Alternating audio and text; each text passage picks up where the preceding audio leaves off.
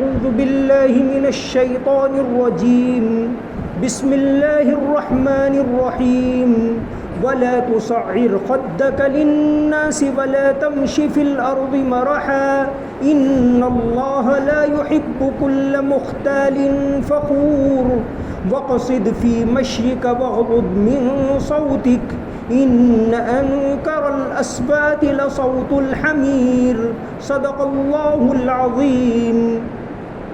لوگوں کے سامنے غرور سے اپنے گال مت پھلاؤ اور زمین پر اتراتے ہوئے مت چلو، یقین جانو اللہ کسی اترانے والے شیخی باز کو پسند نہیں کرتا۔ اپنی چال میں اعتدال اختیار کرو اور اپنی آواز آہستہ رکھو، بے شک سب سے بری آواز گدھوں کی آواز ہے۔ پچھلی آیت کے اندر حضرت لقمان علیہ السلام کی 3 نصیحتیں آئی، ولا تصعر خدک للناس، لوگوں کے سامنے گال مت پھلاؤ، ولا تمشی فی الارض مرحا، اور زمین میں اکڑ کر نہ چلو، یہ 2 نصیحتیں آئی۔ اور پھر فرمایا کہ اللہ تعالیٰ تکبر کرنے والے کو اور اپنے آپ کو بڑا سمجھنے والے کو پسند نہیں کرتے۔ اب حضرت لقمان علیہ السلام کی 2 آخری نصیحتیں اس صورت کے اندر، پہلی وقصد فی مشیک، اپنی چال میں اعتدال اختیار کرو، وقصد فی مشیک، اعتدال کے ساتھ چلو، میانہ روی کے ساتھ چلو، ایک دم بہت تیزی سے بھی نہیں اور اتنا آہستہ بھی نہیں کہ آپ سست ہو ایسا محسوس ہو، بلکہ درمیانی چال۔ جیسا کہ ہمارے مذہب کے اندر تو یہاں تک تعلیم آتی ہے کہ جماعت ہو چکی ہے، دوڑ کر جاؤ گے تو رکعت مل جائے گی اور آہستہ چلو گے تو رکعت نہیں ملے گی، کوئی حرج نہیں، رکعت چلی جائے، لیکن وقار کو اختیار کرو، سنجیدگی کو اختیار کرو، یہ اللہ کے رسول صلی اللہ علیہ وسلم کی تعلیم ہے۔ تو یہاں یہی بتایا کہ وقصد فی مشیک، اپنی چال میں میانہ روی اختیار کرو۔ حضرت انس ابن مالک رضی اللہ عنہ سے مروی ہے کہ آپ صلی اللہ علیہ وسلم نے فرمایا التأنی من اللہ والعجلۃ من الشیطان، کہ آہستگی اللہ کی طرف سے ہوتی ہے اور جلد بازی شیطان کی طرف سے ہوتی ہے۔ اسی طرح ایک حدیث کے اندر ہے، آپ صلی اللہ علیہ وسلم نے اشج عبد القیس جو ایک صحابی تھے، آپ نے ان سے فرمایا کہ تمہارے اندر 2 عادتیں ایسی ہیں جن کو اللہ اور اس کے رسول پسند کرتے ہیں، الحلم والانات، بردباری یعنی بات کو برداشت کر لینا، بیجا طور پر بڑھانا نہیں، والانات یعنی سنجیدگی، میانہ روی، اعتدال۔ تو یہ جلد بازی کرنا یہ شیطان کی طرف سے ہوتا ہے، اعتدال اختیار کرنا۔ اعتدال کا مطلب یہ نہیں ہے کہ آدمی ایسا لگے کہ سست ہے، سستی کو نبی کریم صلی اللہ علیہ وسلم نے پسند نہیں کیا، بلکہ سستی سے پناہ چاہیے، آپ نے چستی کو پسند کیا۔ یہ چستی ایک الگ چیز ہے، لیکن اس کا مطلب یہ نہیں کہ آدمی بیجا طور پر دوڑے، اس سے ناپسند کیا، غیر ضروری طور پر جلدی کرے۔ جلد بازی میں بہت ساری غلطیاں ہوتی ہیں، تو جلد بازی یہ ناپسندیدہ ہیں۔ فرمایا وقصد فی مشیک، تو اس طرح چال میں بھی جلد بازی یہ پسندیدہ نہیں۔ آپ صلی اللہ علیہ وسلم درمیانی چال سے چلتے تھے، بہت زیادہ تیز بھی نہیں، ایک دم آہستہ بھی نہیں، اور آپ صلی اللہ علیہ وسلم اکڑ کر نہیں بلکہ ذرا جھک کر چلتے تھے آگے کے، معمولی سا، تو یہ پسندیدہ ہے۔ ایک بات، دوسری بات فرمائی وغضض من صوتک، اپنی آواز پست رکھو، غیر ضروری طور پر زور سے بولنا یہ پسندیدہ نہیں ہے۔ تو حضرت لقمان علیہ السلام کی نصیحتیں کہ وغضض من صوتک، اپنی آواز آہستہ رکھو، اتنی رکھو جتنی ضرورت ہو۔ اللہ کے نبی صلی اللہ علیہ وسلم بہت زیادہ بلند آواز سے بھی نہیں، درمیانی آواز، جتنے لوگ ہیں آواز پہنچ جائے اس طرح بولتے تھے۔ اسی طرح آپ صلی اللہ علیہ وسلم ہر لفظ کو صاف صاف الگ الگ سمجھ میں آئے اس طرح بولتے تھے، کیونکہ بولنا یہی تو انسان کی خوبی.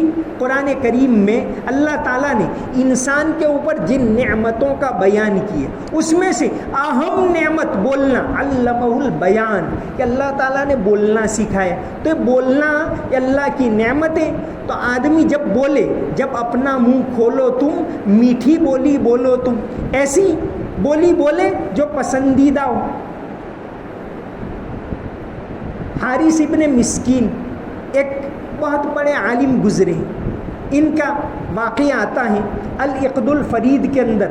ابن عبد رب اندلوسی نے لکھا ہے کہ حارث ابن مسکین ایک مرتبہ مامون رشید کے پاس گئے. مامون رشید بادشاہ. مامون رشید نے ایک مسئلہ پوچھا. حارث ابن مسکین صاف صاف کہنے والے تھے، ذرا سختی سے جواب دیا. مامون رشید کو پسند نہیں آیا تو حارث ابن مسکین چلے گئے وہاں سے. ناراض ہو گیا مامون رشید.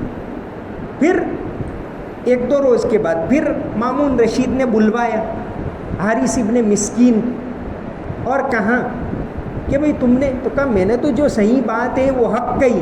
کہا تم نے حق بات تو کہی لیکن تم کو پتہ ہے اللہ تبارک و تعالیٰ نے مجھ سے برا بادشاہ فرعون، تم سے بہتر پیغمبر آدمی حضرت موسیٰ علیہ السلام کو بھیجا مجھ سے برے آدمی کے پاس. تو اللہ تعالیٰ نے کہا تھا فَقُولَا لَهُ قَوْلًا لَيِّنًا، اے موسیٰ نرمی سے بات کرنا. تو تم نے بات تو حق کہی لیکن جو قرآن کی تعلیم ہے اس کے خلاف کہی، نرمی سے نہیں کہی. یہ واقعہ العقد الفرید کے اندر لکھا ہوا ہے. نبی کریم صلی اللہ علیہ وسلم نرمی بولنے میں بھی نرمی کو پسند کرتے، بیجا سختی کو پسند نہیں کرتے. حضرت انس ابن مالک جو آپ صلی اللہ علیہ وسلم کے خادم رہے بیان کرتے کہ میں 10 سال تک آپ صلی اللہ علیہ وسلم کا خادم رہا، کبھی بھی آپ نے مجھے ڈانٹا نہیں. تو نرم لہجہ. یہاں اس آیت کے تحت مولانا تقی عثمانی صاحب نے چونکہ آج کے زمانے میں انہوں نے تفسیر لکھی تو آج کے زمانے کے ایک اہم مسئلے کو تفسیر کے اندر انہوں نے اٹھایا ہے لاؤڈ اسپیکر. لاؤڈ اسپیکر کا غیر ضروری استعمال یہ اچھا نہیں. یا مسجد میں ابھی بیان ہو رہا ہے، مسجد تک آواز ہے تو برابر ہے، آپ باہر مائک کھول دو تو اچھا نہیں. رات کو دیر تک باہر بیان ہو رہا ہے یا ڈی جے بج رہا ہے یا کیا کیا ہو رہا ہے، لوگ پریشان ہو رہے ہیں. تو مولانا تقی عثمانی صاحب نے، حالانکہ وہ تو ایک مسلم ملک کے اندر رہتے، انہوں نے کہا کہ بیجا لاؤڈ اسپیکر کی آواز بلند رکھنا یہ اچھا نہیں.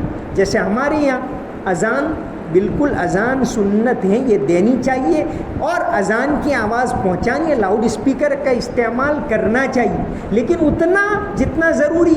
ہم لوگ لاؤڈ اسپیکر کہ بھئی آپ نے اتنا اونچا لگایا ہے، اب وہ آواز جاتی ہے دور دور لیکن جہاں قریب والوں کو سنائی نہیں دے رہے. اس طرح رکھو تو آواز جو اذان کی آواز پہنچانی ہے محلے والوں کو پہنچانی ہے، وہاں پہنچنی چاہیے. تو مولانا کا ایک اور مضمون ہے مفتی تقی عثمانی صاحب کا، لاؤڈ اسپیکر کا ظالمانہ استعمال. اس میں لکھا ہے کہ بھئی کوئی بیمار ہے، کہیں ہاسپٹل ہے قریب، کوئی اسٹوڈنٹ پڑھ رہا ہے اور آپ لاؤڈ اسپیکر کا ایسا استعمال کر رہے ہو کہ اس کو خلل پہنچتا ہے، بیمار کو تکلیف پہنچتی ہے، وہ سو نہیں سکتا. تو مولانا نے لکھا ہے کہ گناہ کا کام ہے. تو لاؤڈ اسپیکر یا گھروں کے اندر اتنا بجاؤ کہ اپنے گھر میں سنائی دے، باہر کیوں لوگ پریشان ہو، اس طرح یہ کرنا اچھا نہیں ہے. تو یہاں آواز کے بارے میں تعلیم آئی. مولانا رومی نے اس سلسلے میں ایک واقعہ لکھا ہے. مولانا رومی اس امت کے بہت بڑے صوفی گزرے. ان کی جو نصیحت کی کتاب ہے وہ بہت سارے صوفی اس کو پڑھتے، حالانکہ اس میں کہانیاں لکھی ہیں، پھر اس سے جو سبق حاصل ہوتا ہے وہ لکھا ہے. تو مولانا رومی نے ایک واقعہ لکھا ہے حکایت مؤذن زشت آواز. کہ ایک مؤذن صاحب تھے ایک جگہ، وہ بہت بھدی آواز میں اذان پڑھتے تھے، لوگ پسند نہیں کرتے لیکن وہ کچھ کہہ نہیں سکتے تھے. مولانا لکھتے ہیں کہ ایک مرتبہ محلے والوں نے مشورہ کر کے ایک رقم جمع کی اور مؤذن صاحب کو دی. کہا کہ دیکھو جان چھڑانے کے لیے دی، کہ آپ تو بہت اچھی اذان پڑھتے ہو، ایسا کرو مدینہ شریف چلے جاؤ تو وہاں آپ اذان پڑھو گی۔ ان کو رقم دی، مؤذن صاحب نکلے، مؤذن صاحب آگے گئے، اب قافلے میں قافلہ جہاں رکتا ہے وہ مؤذن صاحب اذان پڑھتے ہیں، ہوتے ہوتے ایک جگہ رکے اور اذان پڑھی، حالانکہ لوگ پسند نہیں کرتے تھے لیکن اذان تو کہ میں ہی دوں گا۔ ایک جگہ پڑاؤ ڈالا، رات کو اذان دی، صبح ہوئی کہ گاؤں کا چودھری آیا کہ رات کو کس نے اذان دی اس کو مجھے انعام دینا ہے۔ لوگوں کو تعجب ہوا، کہا کہ بھئی انہوں نے اذان دی، کہا بہت اچھا، لو انعام دیا، اچھا۔ تو پوچھا لوگوں نے کہ بھئی اذان تو اچھی دیتے نا، آپ نے انعام کیوں دیا، ہم کو سمجھ میں نہیں آیا۔ تو انعام دینے والا تھا وہ یہودی تھا، وہ کہنے لگا کہ دیکھو میری ایک ہی بیٹی اور پچھلے ایک عرصے سے اس نے ضد پکڑی ہے مسلمان بننے کی، میں روک رہا تھا لیکن نہیں رکتی، کل رات اچانک یہ اذان سنائی دی تو میں نے کہا کہ دیکھو جس مذہب میں اذان بھی ایسی بھدی آواز میں دیتے ہیں تم اس مذہب میں جاؤ گی۔ تو بات اس کو سمجھ میں آ گئی، اس لیے میں انعام دینے آیا۔ تو مولانا نے یہاں یہ بات لکھی ہے کہ آج کل ہم رکاوٹ بنے ہوئے دوسروں کے لیے، حالانکہ اذان دین اسلام کی سب سے بڑی دعوت ہے۔ دین کی دعوت جو روزانہ 5 وقت سب کو پہنچتی ہے وہ اذان ہے، تو اذان تو خوبصورت انداز میں دینی چاہیے۔ بعض ملکوں کی اذان بہت پسندیدہ ہوتی، ترکی میں تو ترکی حکومت تھی، وہاں 5 وقت کی اذان 5 الگ الگ لہجوں میں پڑھی جاتی تھی کہ فجر کی اذان اس طرح پڑھتے تھے کہ لوگ نیند سے اٹھ جائیں ایسے لہجے میں، عصر کی اذان لوگ غافل نہ ہو جائیں ایسے لہجے میں پڑھتے تھے کہ بھئی تجارت میں غافل نہ ہو جاؤ، آ جاؤ۔ عشاء کی اذان ایسے دکھ بھرے لہجے میں پڑھتے تھے کہ بھئی پورا دن غفلت میں نکال دیا، اب آؤ توبہ کر لو۔ تو 5 اذانوں کا لہجہ الگ الگ ہوتا تھا۔ تو اذان دین اسلام کی ایک بہت بڑی دعوت ہے۔ ایک مشہور نو مسلم لیوپولڈ ویس گزرے ہیں، جرمنی کے رہنے والے تھے، یہودی تھے اور اسلام لائے 1930 کے دہے میں۔ اس کے بعد تو وہ لاہور آ گئے تھے اور علامہ اقبال کے پاس رہے ایک عرصے تک، لیوپولڈ ویس۔ تو وہ انہوں نے اپنی آپ بیتی لکھی ہے، روڈ ٹو مکہ، اردو میں اس کا ترجمہ ہوا ہے طوفان سے ساحل تک۔ اس کے اندر انہوں نے اپنا واقعہ لکھا ہے کہ اس زمانے میں وہ ترکی، اس زمانے میں لیبیا کے اندر گئے تھے، لیبیا کا ریگستان، 100 سال پہلے کی بات جب لاؤڈ اسپیکر نہیں تھا، تو کہ مجھے وہاں کی اذان اتنی پسند آتی تھی کہ صبح 5 بجے، حالانکہ وہ مسلمان ابھی نہیں ہوئے تھے، 5 بجے میں صرف اذان سننے کے لیے اٹھ جاتا تھا۔ تو یہ اذان ایسی دعوت ہے لیکن ہم نے اس کو بگاڑ دیا ہے۔ تو یہاں فرمایا کہ وَغُضْ مِنْ صَوْتِكَ، اپنی آواز کو آہستہ رکھ۔ آپ صلی اللہ علیہ وسلم کا لہجہ ہمیشہ نرمی کو آپ صلی اللہ علیہ وسلم پسند کرتے تھے۔ اور طائف کا جو واقعہ ہے، آپ صلی اللہ علیہ وسلم نے جب طائف کے اندر آپ کو تکلیف پہنچائی گئی، آپ صلی اللہ علیہ وسلم کی اجتماعی زندگی میں سب سے دکھ دینے والا مرحلہ تھا وہ تو غزوہ احزاب، خندق کا۔ اور آپ کی پرسنل زندگی میں سب سے زیادہ تکلیف پہنچی وہ طائف کے دن۔ تو اس کے باوجود حالانکہ فرشتوں نے آ کر کہا، پھر بھی آپ نے بد دعا نہیں کی، آپ نے تو دعا مانگی۔ اور یہ دعا حفیظ جالندری کر کے ایک شاعر ہے جنہوں نے پڑوسی ملک کا راشٹر گیت لکھا، حفیظ جالندری، انہوں نے یہ واقعہ اپنے شاہنامہ اسلام کے اندر بہت اچھے انداز میں لکھا ہے۔ دعا مانگی الہی قوم کو چشم بصیرت دے، الہی رحم کر ان پر انہیں نور ہدایت دے، فراخی ہمتوں کو روشنی دے، ان کے سینوں کو کنارے پر لگا دے، ڈوبنے والے سفینوں کو الہی فضل کر، کوثار طائف کے مکینوں پر، الہی پھول برسا پتھروں والی زمینوں پر۔ تو آپ صلی اللہ علیہ وسلم نے یہ لہجہ پسند کیا ہے، نرم لہجہ۔ تو فرمایا وَغْضُضْ مِنْ صَوْتِكَ، اپنی آواز نیچی رکھ۔ نیچی رکھنے کا مطلب یہ نہیں کہ سامنے والا سن بھی نہ سکے، نیچی رکھنے کا مطلب غیر ضروری طور پر بہت زور سے دوسرے کو مروب کرنے کے لیے یا اپنا غصہ دکھانے کے لیے اس طرح نہ کرے، جتنی آواز ضروری ہو اتنی بلند رکھے۔ ان انکر الاصوات لصوت الحمیر، پھر آخر میں فرمایا کہ بے شک سب سے بری آواز گدھوں کی آواز۔ تو بری آواز کو گدھوں کی آواز بتایا اس آیت کے اندر۔ حدیث شریف کے اندر آتا ہے، حضرت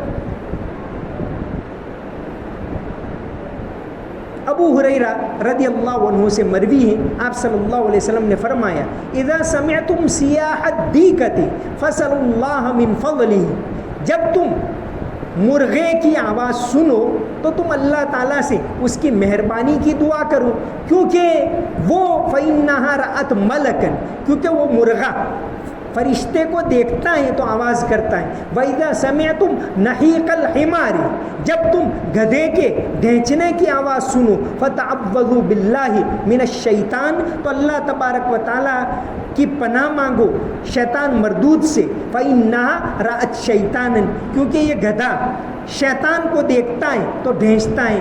تو بہرحال یہ بری آواز، اس کو گدھوں کی آواز سے تعبیر کیا۔ اور دین کے اندر یہ دو باتوں کی یہاں حضرت لقمان علیہ السلام کی آخری دو نصیحتیں، ایک تو یہ کہ میانہ درمیانی چال چلو، اور دوسری اپنی آواز کو پست رکھو۔ بری آواز دین کے اندر پسند نہیں کی گئی ہے۔ وما علینا الا البلاغ المبین۔ اللهم صل على محمد وعلى آل محمد وبارك وسلم۔ ربنا آتنا في الدنيا حسنة وفي الآخرة حسنة وقنا عذاب النار۔